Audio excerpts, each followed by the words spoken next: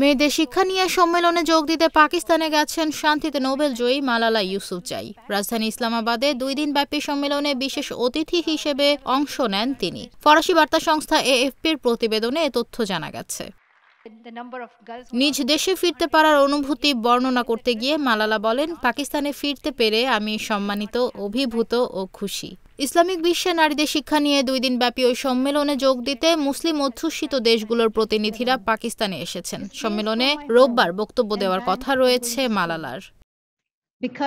শুক্রবার সামাজিক যোগাযোগ মাধ্যম এক্সে এক পোস্টে মালালা লেখেন, আমি মেয়েদের স্কুলে যাওয়ার অধিকার ও সুরক্ষা নিয়ে কথা বলবো। এছাড়া আফগানিস্তানে নারী ও মেয়েদের সঙ্গে যা হচ্ছে, তালেবান নেতাদের কিভাবে জবাবদিহির আওতায় আনা যায় সে বিষয়ে কথা বলবো।